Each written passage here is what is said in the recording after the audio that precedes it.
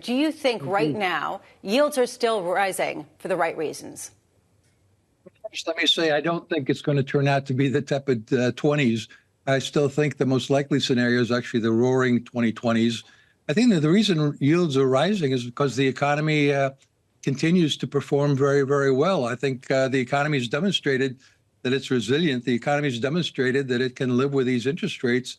And these interest rates are really back to normal. Prior to the great financial crisis, through the great virus crisis, prior to that period, which was the great abnormal, in my opinion, we had interest rates around these kind of levels.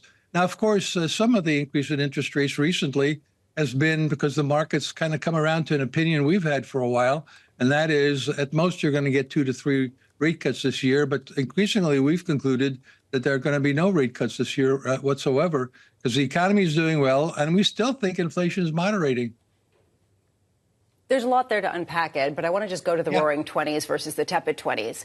Can you have a roaring 20s in the United States with a tepid 20s elsewhere in the world?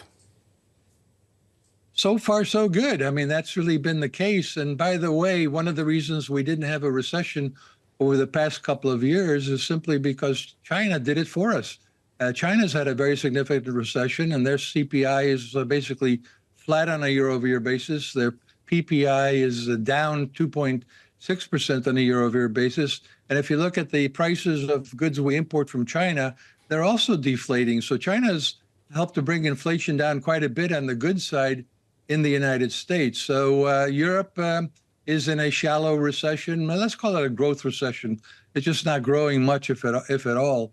And so when you put kind of the global picture together, you get a global economy that's growing, but the leadership, clearly, the tugboat, if you will, is the U.S.